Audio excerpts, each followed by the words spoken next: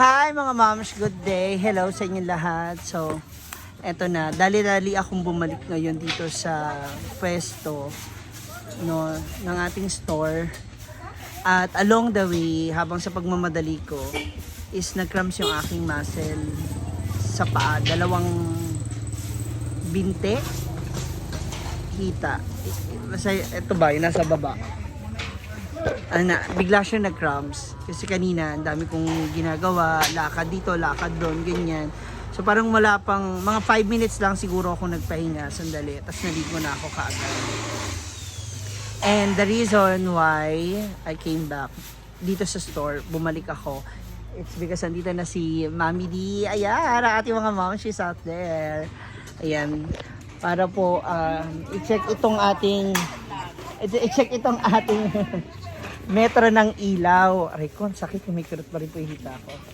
So ayun nga, akala ni Mami, nasama ko itong kabilang pwesto na gibain. No? Para kasi ang laki daw masyado. Yun, so nabigla siya, nagulat siya. So ako rin, dali-dali ako, tumakbo ko actually from farm, tumakbo ko papunta sa parking area. Nang labas, papasok sa hinaguan, dun ako nag-cramps. Kasi natakot ako na baka mamaya si Mami akala niya hindi siya sang-ayon dito sa ginagawa nating o pinapagawa nating pwesto. Though nagulat lang din pala siya and na-miscalculate niya lang na hindi pala kasama itong nasa tabi ko na pwesto. Akala niya from here hanggang doon ang magiging pwesto ko. So sabi ko hindi naman po. Kung ano lang inalisan. Yan. So anyway, ayun na nga, until now, ang sakit pa rin nagkakamis yung aking muscle. Nagkasundo na kami regarding sa aming monthly payment. And within this day or tomorrow, ikakabit naman yung metro ng ilaw. Okay. So update na tayo sa pangyayari at mga nangyayari ngayon dito sa store at sa ginagawa ng grupo nila Daddy June. Ayan. Andito si Daddy June, papakita ko sa inyo. Ayan na si Daddy. Hi Daddy! Hello! Ano ako ngayon? Ako ay may damage, injured. Kaya nga, ikang. Ano? Ikang. Ayan na ating dalawang boy. Kuya rin, ba? Tsaka Jomar? Oh, kasi kanina, nagtatanong yung isa doon. Sila yung nagbukbok ba dun, nagbanday sa bodega. Sabi niya, ilan taon mo doon, Mamsi? Sabi ko, 3 lang. Sino yung isa? Basta yung isa malusog. Yung isa malaki mata. So ayun na, nakuha ko yung pangalan nila. Si Kuya Jomar, si Kuya Rene, and si Daddy June. So update tayo sa ating mga ginagawa. Ito na yung mga frame. Para dun sa ating mga walling. And ito naman yung dali. Lakot to. Agay! Agay. Bye-bye, Mami D. Thank you. Ayun po yung may-ari, si Mami. So, ito na yung unang, aray ko, dingding natin. Galing naman, Des. Aray ko! Kinabahan talaga ako, Daddy. Pati ako. Kasi tumawag si Daddy June at si Mama Sita kay Brenda. Ngayon, ang sabi kay Brenda daw, yung isang may lupa ka na hindi mo dapat sakop sa upahan, binakuran mo, mali daw. Ha? Nasukat na ni Daddy June yung may bakal na, may mga yero na. So, kung sobra masasayang, di ba? So, siyempre sabi ko, oh my God, malaki yung masasayang ba? Actually, pwede naman nating ibenta iba, kaya lang, nabili na di ba? Kaya ako nag-alala, kaya napatakbo talaga ako. Oh, ending, ayan, nag-cramps ako. Balik-balik. Hindi kasama yan. Ito? Oh. Hindi may-ari. Akala niya kasama to sa... hindi, akala niya, ito yung sa atin, yung nawalang giniba kasi. Hindi, sinabihan ko siya, dito ang bahay, giniba na namin, sa makinig. Oo. Kaya napatakbo agad ako. Kinabahan ako dun. Baka mamaya itong part lang pala yung ibibigay niya, tapos doon sa kabila. Hindi sabi ko, ha? Sabi ko pa kay Jana, ikaw ang saksing buhay. Yung ang ayon sana, yun yung ibibigay niya sa akin.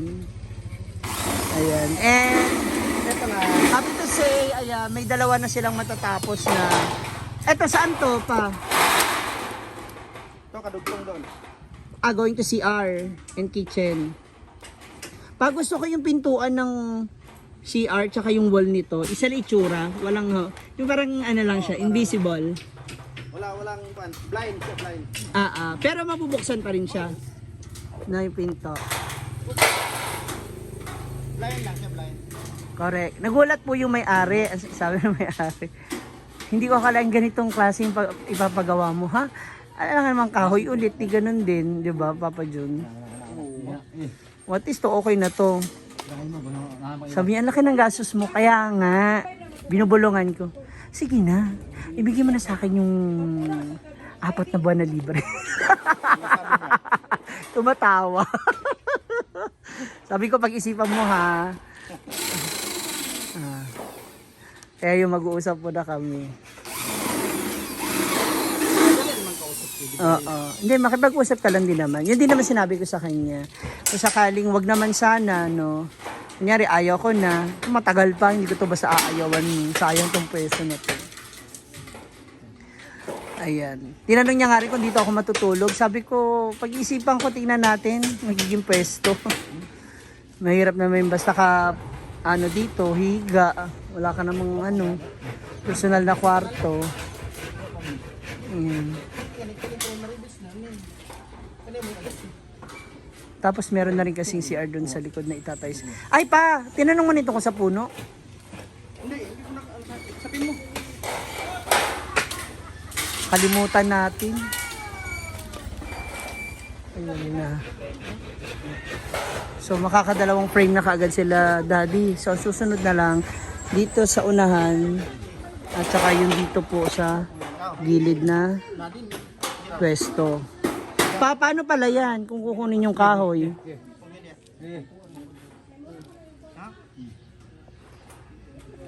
No.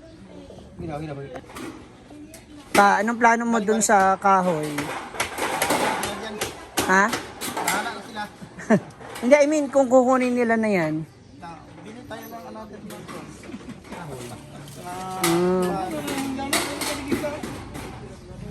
Ayun na. So kung hindi nila maibibigay yun sa amin para gawin dito.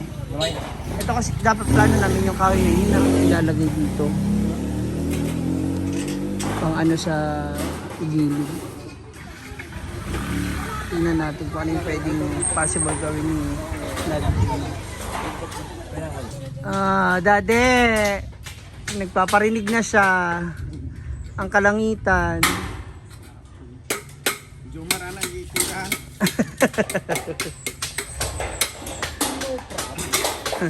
Jomar anak gitirahan. Baka maabutan tayo ng ulan. Ito, Dade, nakabit na yung plywood nito? Yeah. Wow! So yung bakante na yun yung space sa baba? Hindi. Sama pa yan. Bubong pa yan.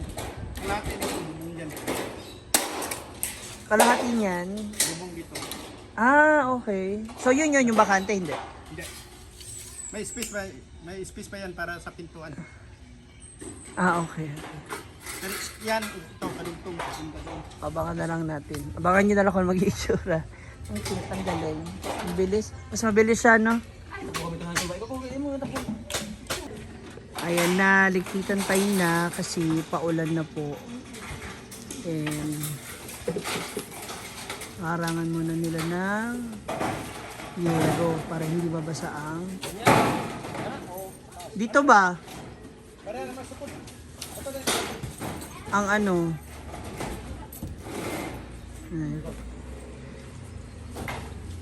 kasi yung drainage lang talaga din naman dito worry lahat.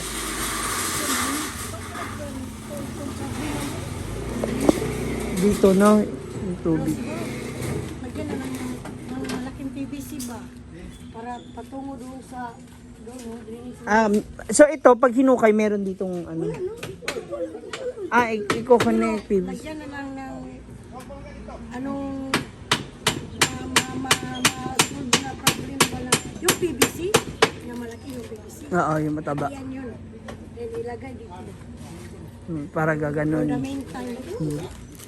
Para lang makakuha. Magliligpit na sila. Ayos na para hindi mabasa yung plywood natin dyan. Ayan na, safe na ang ating plywood, hindi na siya mababasa. Tingnan natin mga bakal. Uwian na. So, ito na mga moms, nalalapit na ang tag-ulan, nalalapit na ang tag-ulan at pasukan dito sa saan. At itong aking mga neighbors, ayan, gagawa na rin sila ng kanilang mga tables para sa kanilang mga paninda. Ayan, dito sa tapat, tamang-tambay muna ako habang nintay ko sila daddy dun na matapos. Bago kami mag-uwian, no? And until now, actually hindi ko alam kung saan patungo to. Basta siguro pag nandyan na, let's see, makikita naman natin, hindi naman natin agad bibilhin yung mga ganitong bagay, bibilhin agad yung mga ganito, ito lahat yung mga, hindi muna. So let's take it easy para nang sa ganun hindi tayo mabigla rin sa mga gastusin, no, kung ano lang muna yung mga kailangan at kung ano yung priority ko talaga. Ayan. So, yung mga food muna, yung kainan. So, yun ang mga unahin muna natin. Burner, yung tray ng food, mga kutsara, tinidor, mga plato, baso. So, syempre yun na muna.